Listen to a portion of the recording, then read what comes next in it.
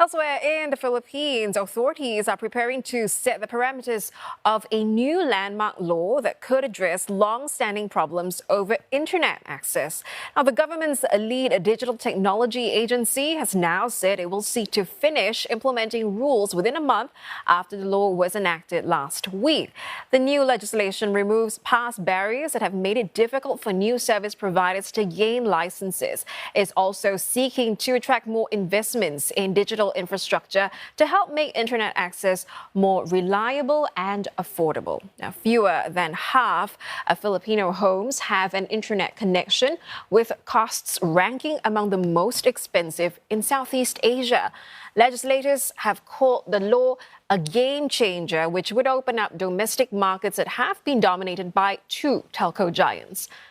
But a group representing telecom companies warns that new safeguards are needed to protect the Philippines from cyber threats and other national security vulnerabilities posed by a swamped market.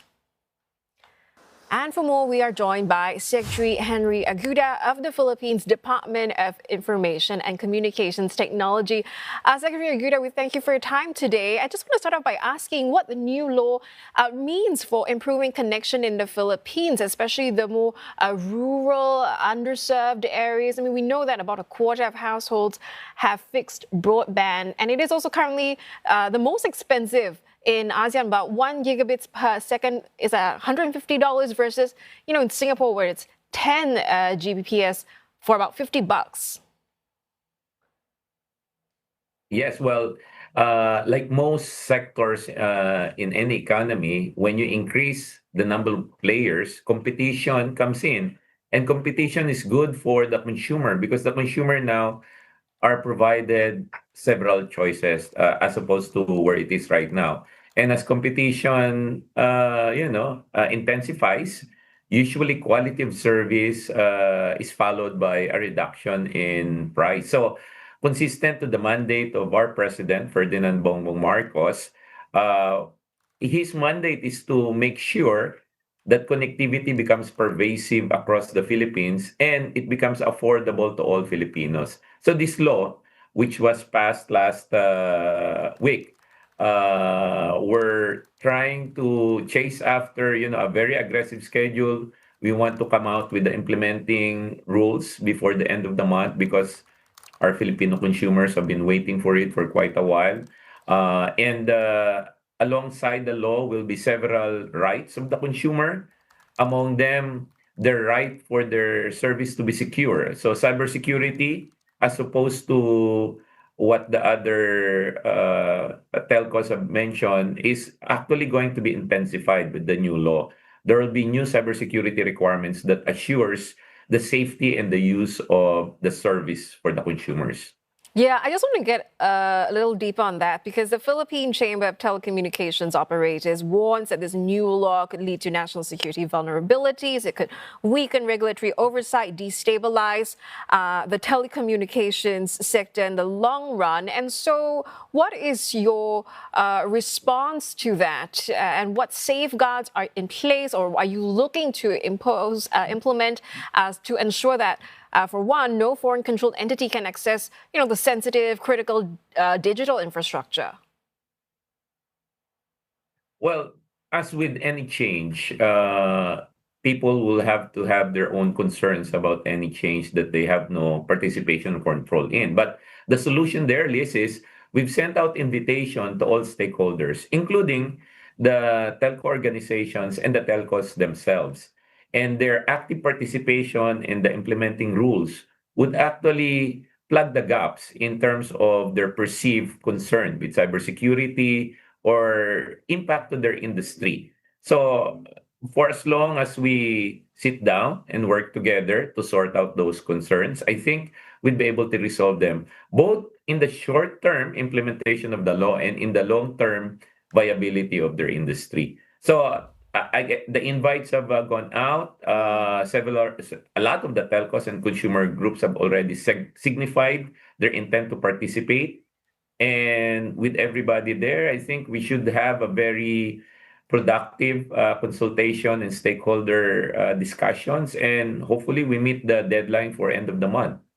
Yeah, so and one of the goals of this law is also to attract more private investment. Are you already seeing early interest from foreign or local investors since the law lapsed into effect? Oh, yes. We've gotten letters of intent from both local and international players. The process has not been formalized yet in terms of how they come in.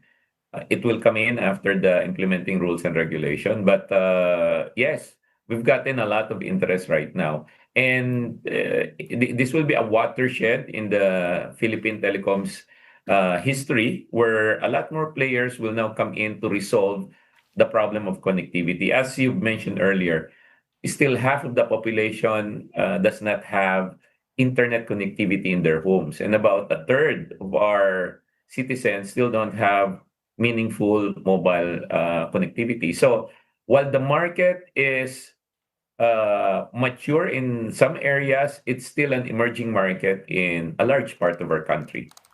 Yeah, and when with all these players coming into the market, I mean, how will your department ensure a level playing field between the new entrants and the incumbents as well, especially with infrastructure sharing is now encouraged under this new law? Well, infrastructure sharing doesn't mean it's free. Okay, infrastructure sharing allows for telcos to charge reasonable access fees for their infrastructure.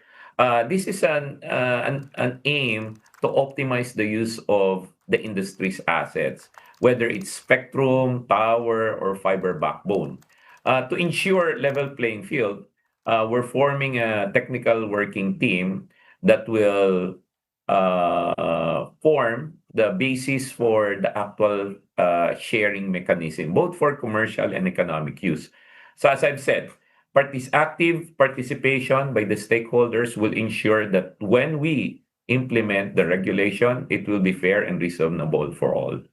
Yeah, and you've said that this law is about building opportunities for every Filipino. And so, really, what are some of the immediate changes that citizens can expect in the next 12 months? And the broader side of things, how does this law fit into the country's digitalization roadmap, especially when compared to past infrastructure efforts? Mhm. Well, in the next 12 months, they should expect immediately reduction, if not elimination, of cybercrime done over the internet or through their services. Because part of the law mandates the telcos, both local, international, new and old, to implement stricter measures to proactively implement ways to prevent illegal activities on the internet. So that will be immediately felt, specifically on financial crimes. Next would be affordability. There's an ITU study that by end of this year, if we're able to implement the deregulation on the fiber optic area, a lot more competition will allow affordability in their services. Bold prediction is their monthly fees would go down by almost half. Of course, in the long term, it will be better service, faster service as well. We're aggressively pushing for the phase out of 3G and 2G. And as more competition comes in, the country will hopefully move to full-blown 4G and 5G and even better.